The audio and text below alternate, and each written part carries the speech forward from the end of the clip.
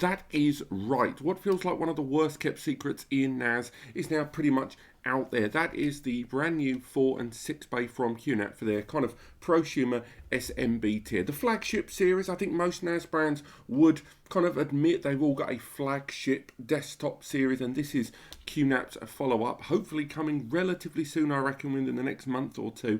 This is the brand new TS-464 and TS-664. Now, we've talked about the 64 series here on the channel a few times. We've talked about the silent NAS, the little 2-bay. We've talked about that 3-bay device. We talked about the TBS.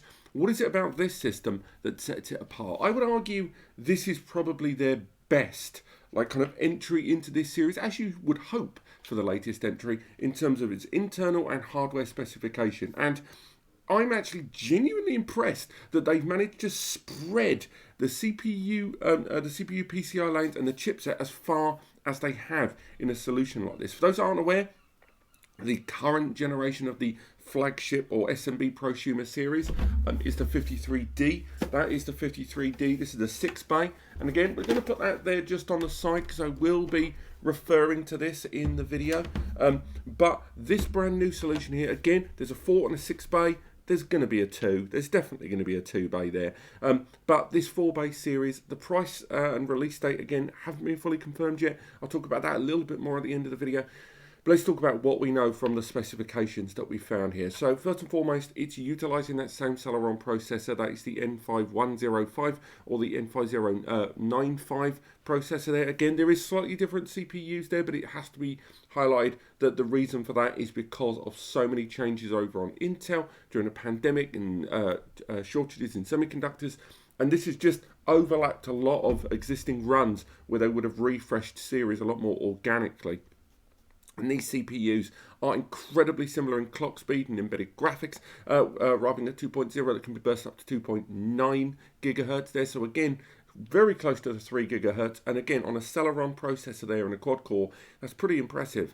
Now, that CPU is worth highlighting. That N5105 is better by the tiniest pinch. It's so small that most people are never even going to know that difference, and it's to do with a little bit more encode decode on that N5105. But nonetheless, this CPU has opened the door to a lot of things, not only those lanes that we talked about earlier, but also with support for more memory. Now, this system, the 4 and the 6-bay there, again, I'm going to keep referring to the 2-bay because it's a no-brainer there's going to be a 2. It arrives with 4 gig of DDR4 memory. Almost certainly that's going to be ADATA memory inside there, which can be upgraded to a an actual confirmed 16 gigabytes of memory, which again, if you look at the predecessor units, they've only ever gone as high as 8. This CPU has allowed it over those 2 SODIMM slots to hit 8 gig. But carrying on with the subject of internal mechanics there, it's worth highlighting this system, both the 4 and the 6, also has the M2 NVMe slots inside there. So you've got a couple of M2 slots there for SSDs that can be used for caching the larger hard drive array there on the front. You can use them for Q tier, as this is a QTS system, not the ZFS QUTS one. The hardware is just there's not enough there.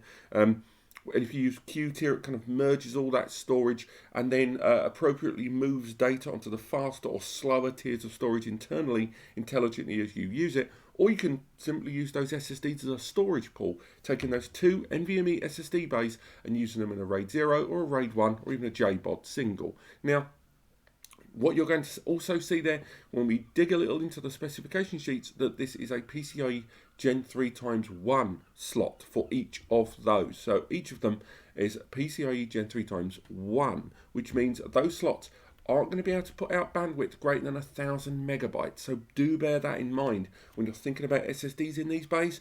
There's not much point going for really, really highfalutin SSDs when the SSDs inside here are going to be capped at 1,000 megs. Now, why is that? Because this Celeron processor, and I will go even more into the specifications, even though it has been stretched just insanely wide across the hardware. I've not even got to the rest of the hardware yet.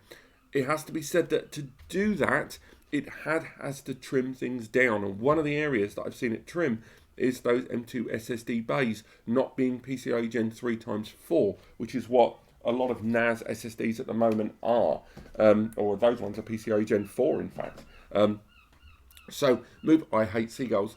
Moving forward, let's talk a little bit more about these systems. Again, they're taking advantage of SATA-based hard drives, 4 and 6 bay there. You can use WD-RED, you can use Seagate Ironwolf, you can use Toshiba NAS N300s.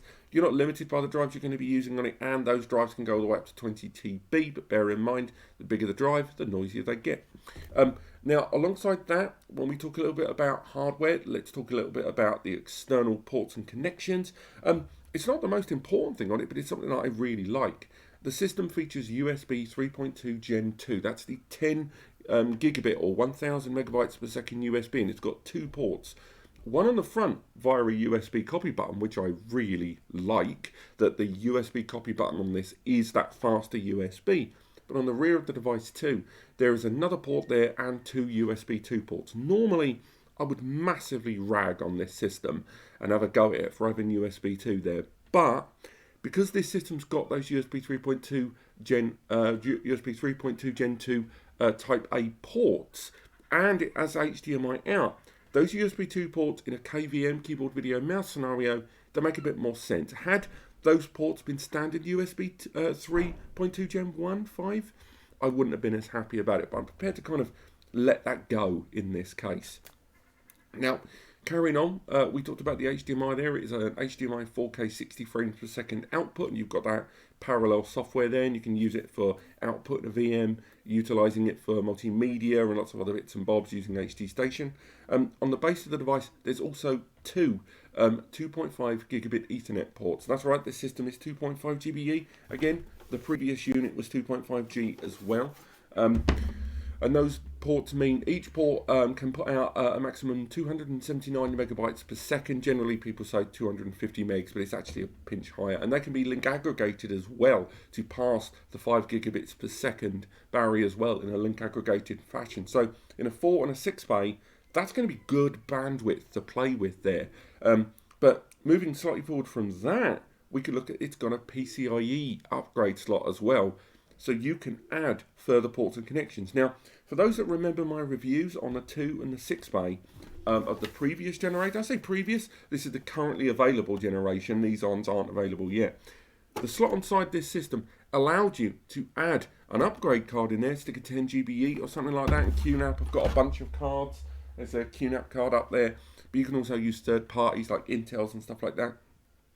But because the CPU inside the current 53D generation had fewer lanes and that chipset a little bit more inhibited, the result was that in the 4 and the 6 bay, to allow for those extra bays, they had to minimize a little bit of the available layout of lanes. And the result was that the 4 and the 6 bay arrived with a PCIe Gen 2x2 slot, which can only give you 1000 megabytes per second. So even though you could install combination cards inside that would add 10 GBE and add M2 NVMe bays inside, it didn't matter because the only communication possible was 1000 megs. And if you were using a 10 GBE card and maxing that connection, those SSDs didn't have the bandwidth to play with.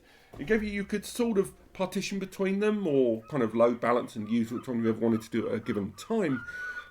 But in the case of, man, that Seagull's really put me through the ringer. In the case of the older generation, that was for me one of its biggest limitations. Now, in the case of this newer generation, the 4 and the 6 bay here, they've got PCIe Gen 3x2, which is a 2000 megabytes per second connection there.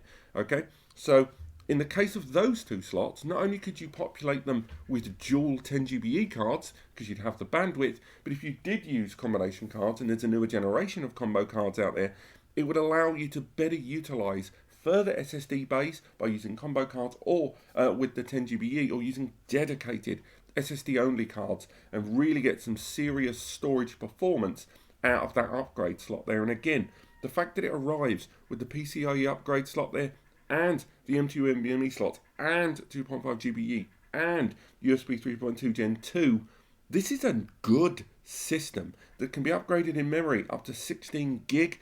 And that CPU there, within that price point, because let's face it, this 5 and the 6 bay are going to largely emulate the pricing of the existing 53D series.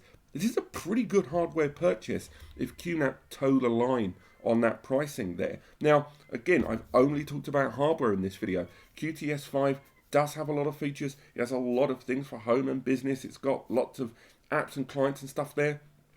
And in the last, two and a half years, QNAP have had to take their lumps over things like ransomware and malware, and they've addressed a lot of it, but they've still got to win back a lot of public support there. So I know a number of you will look at this system and go, the hardware on this is top notch. I just want to know more about the software, and I hope this is something that QNAP are going to, maybe as good as this hardware is, I want to see them double down on their software. I want to see more security testing. I want to see more longer beta testing and stuff like that. But again, we don't know when these two systems are arriving. They could arrive immediately. They may arrive in months to come. The 53D series, I don't see that going away. It's got good traction.